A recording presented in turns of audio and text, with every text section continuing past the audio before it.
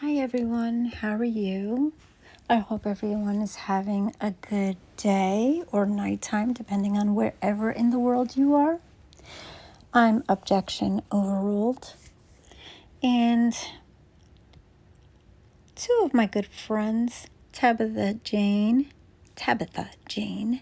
and Hot Ham Radio, beep, beep, beep, beep, beep, beep, beep, convinced me to start my own channel so we can discuss true crime, amongst a bunch of other topics. And so I agreed to start this channel and see where it takes me. Now, the case that I want to talk about today is the case of Sarah Boone, also known as the Suitcase Killer in Orlando, Florida. Now, on or about February 23rd, 2020, Sarah Boone and her boyfriend, Jorge Torres, were allegedly playing a drunken game of hide and seek, where Sarah Boone is accused of zipping her boyfriend inside of a suitcase and used her cell phone to document him as he frantically called out for her help. Now, in this cell phone video captured by Boone, you can clearly hear her boyfriend begging and pleading, "Sarah," to which she replies, "That's my name, don't wear it out." The cries continue, "Sarah, I can't breathe. Sarah, I can't breathe seriously." The boyfriend's inside the luggage, which appears to be upside down with the zippered part facing towards the floor. There was, however, another video on her cell phone which depicts the suitcase in an upright position. The boyfriend calls out her name and she says, "That's my name, don't wear it out." And he continues to say, "I can't breathe." And she says, "For everything that you've done to me, fuck you." He keeps on calling out her name and telling her that he can't breathe. And she says, "That's on you, you stupid. That's what I feel like when you cheat on me. You should probably shut the fuck up. That's what you do when you choke me." Now, Sarah Boone just goes off to bed and leaves her boyfriend in this suitcase for about 11 hours and doesn't check up on him until about 1 p.m. the next day on February 24th. It has been said that Sarah Boone branded her ex, the boy who cried wolf, as she thought he was faking his distress. Now, when she found her boyfriend dead 11 hours later, instead of calling 911, get this, she calls her ex-husband.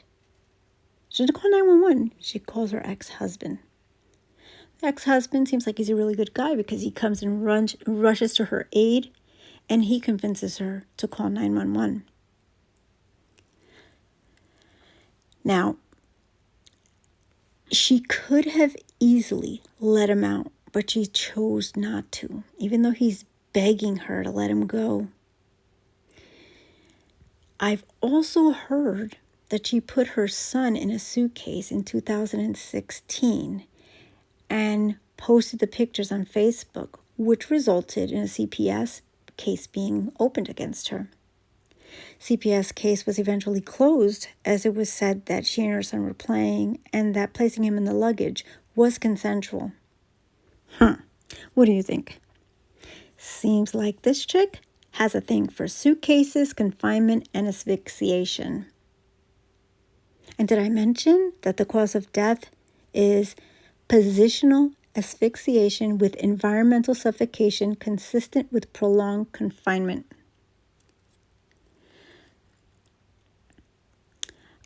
It's also said that he had bruises on his head, hands, and back, and blunt force trauma along the body.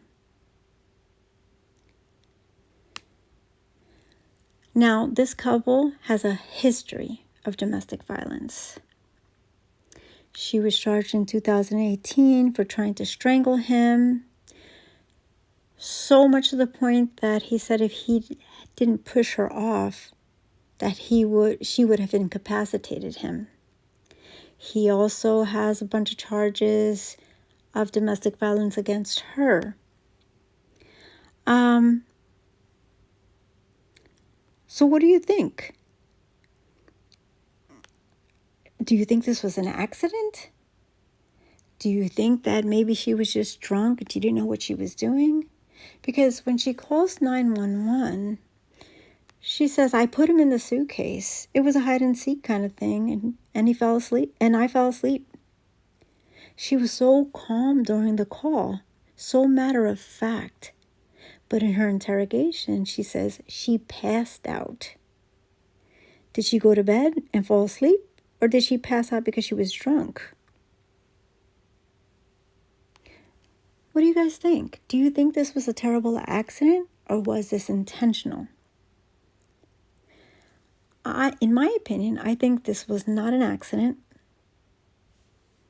I mean, how could this be an accident if she sat there and ignored his pleas for help and refused to help him? It's almost as though she wanted him to pay for prior acts of cheating or domestic violence that he inflicted upon her. Now, she is being charged with second-degree murder.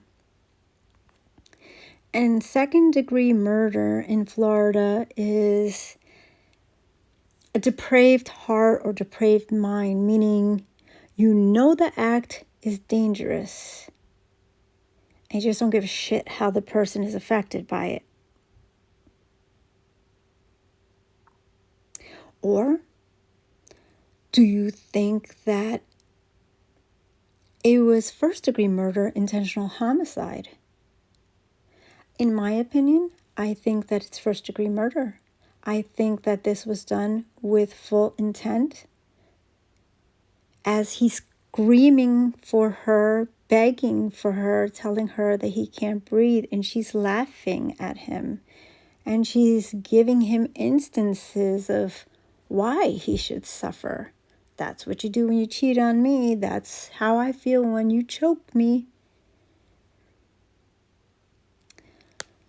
What do you guys think? Or at the very least, do you think it's negligent homicide? Manslaughter? Let me know what you guys think. I'm really excited to know what you guys think about this case. And put some comments down below. Make sure that there's no hate in these comments. Because, honey, I ain't got time for that shit. Okay, so let's just keep it clean. Let's be nice. Let's have our opinions. Let's have a nice conversation. And let's make this community a place where we can all go to and just enjoy one another and talk about stuff and bounce ideas off one another. Thank you for supporting my channel. Have a good night or morning. Toodles.